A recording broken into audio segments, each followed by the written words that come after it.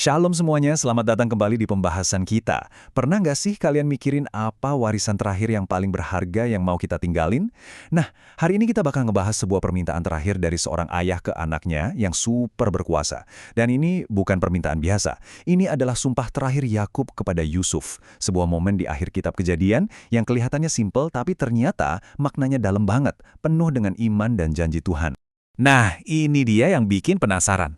Coba deh kita pikirin, Yakub itu udah hidup nyaman banget loh, 17 tahun di Mesir, negerinya makmur, dan dia dilindungi sama anaknya yang notabene orang nomor 2 di seluruh Mesir. Logikanya kan, ngapain repot-repot minta dikubur di tempat lain? Kenapa dia nolak kemewahan Mesir bahkan setelah meninggal? Emangnya apa sih yang begitu istimewa dari sepetak tanah di Kanaan? Inilah misteri yang akan kita bongkar sama-sama. Oke, ini dia peta perjalanan kita. Pertama, kita akan lihat sumpah Yakub itu sendiri, lalu kita akan bedah kontras antara Yakub dan Yusuf. Setelah itu, kita gali lebih dalam soal janji Tuhan dan iman Yakub. Terus kita lihat gimana cerita ini nyambung ke perjanjian baru. Dan terakhir, pastinya, kita tarik pelajaran praktisnya buat kita hari ini. Baik, kita mulai dari bagian pertama. Sumpah terakhir Yakub. Coba bayangin deh suasananya. Yakub ada di Mesir, pusat peradaban dunia pada zaman itu. Piramidanya megah, sungainya subur. Secara fisik, Mesir itu rumahnya. Tapi, di lubuk hati yang paling dalam, dia tahu dia ini cuma musafir, cuma numpang lewat di negeri orang.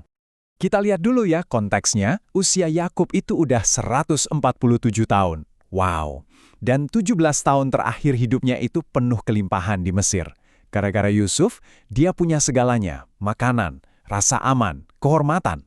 Sama sekali nggak menderita.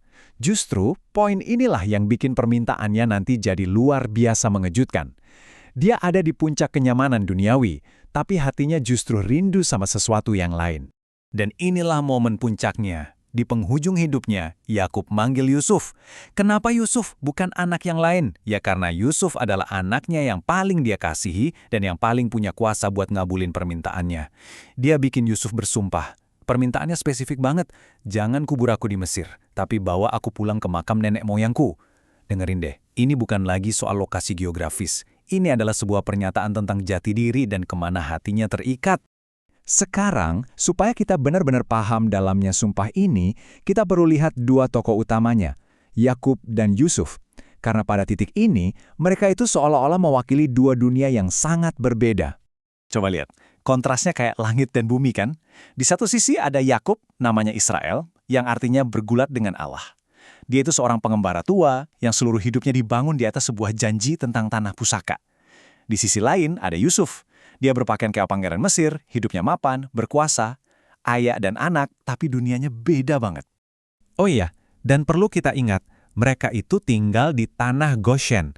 Ini bukan sembarang tempat, ini wilayah paling subur di Mesir. Anggap aja kayak distrik paling elit zaman itu.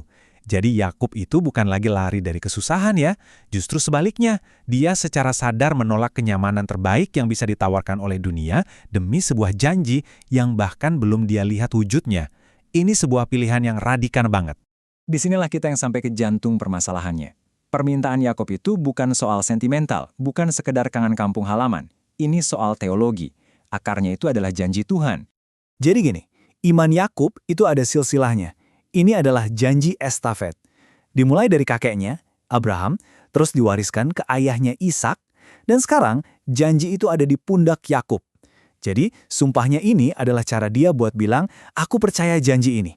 Meskipun sekarang kita hidup enak di Mesir, masa depan kita itu di Kanaan. Tuhan sudah berjanji, dan aku pegang janji itu sampai mati. Jadi jelas ya, kuncinya adalah iman. Iman Yakub itu bisa menembus kemegahan istana Fir'aun dan kesuburan tanah Goshen. Matanya itu fokus pada sesuatu yang nggak kelihatan, yaitu sebuah janji.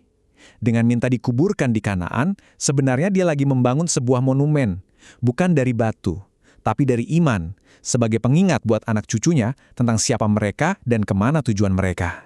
Nah, yang luar biasa dari kisah Yakub ini adalah, ini bukan sekedar catatan sejarah. Seperti banyak cerita di Perjanjian Lama, ini tuh kayak bayang-bayang. Sebuah petunjuk yang menunjuk ke sebuah kenyataan rohani yang jauh lebih besar yang bakal diungkapin sepenuhnya di Perjanjian Baru. Yuk kita lihat. Yakub merasa jadi orang asing di Mesir yang super nyaman. Nah, Perjanjian Baru bilang, kita sebagai orang percaya juga adalah pendatang dan perantau di dunia ini. Senyaman apapun hidup kita di sini, hati kita itu seharusnya merindukan rumah kita yang sejati, yaitu tanah air surgawi. Jadi, kerinduan Yakub akan Kanaan itu adalah cerminan dari kerinduan jiwa kita akan surga. Dan puncaknya di sini, kalau Yakub berpegang pada janji soal tanah, kita berpegang pada pribadi yang merupakan pengenapan dari semua janji itu, yaitu Yesus Kristus. Dialah yang menjadi jaminan warisan kita yang jauh lebih besar dari sekedar tanah, yaitu warisan abadi di kerajaan surga. Oke, kita udah lihat ceritanya, udah lihat teologinya, sekarang pertanyaannya, so what? Apa pelajarannya buat kita hari ini? Apa relevansi iman seorang kakek tua berumur 147 tahun ini buat hidup kita di zaman sekarang? Kalau mau diringkas dalam satu kalimat, inilah intinya. Yakub ngajarin kita kalau iman yang sejati itu nggak akan pernah puas sama kenyamanan duniawi yang sifatnya sementara. Iman sejati itu pandangannya selalu jauh ke depan, tertuju pada kekekalan, pada janji-janji Tuhan yang jauh lebih besar dan mulia. Jadi, cerita Yakub ini seolah-olah ngasih kita 3 pertanyaan buat direnungkan. Pertama, di timbangan hati kita, lebih berat mana? Janji Tuhan atau kenyamanan dunia? Kedua, apa cara hidup kita nunjukin kalau kita ini sebenarnya warga negara surga yang cuma lagi singgah di bumi? Dan yang terakhir, dan mungkin yang paling penting, warisan apa yang lagi kita siapin? Harta atau iman? Yakub memilih iman. Nah, ini membawa kita ke pertanyaan penutup yang sangat pribadi untuk kita semua. Nanti, di akhir hidup kita, saat semua harta duniawi nggak ada artinya lagi, warisan iman seperti apa sih yang kita tinggalkan buat orang-orang yang kita kasihi, buat generasi selanjutnya? Ikuti, komen, dan share video ini agar semakin banyak orang yang terberkati. Ikuti terus video SPJ_Alkitab. Tuhan Yesus memberkati.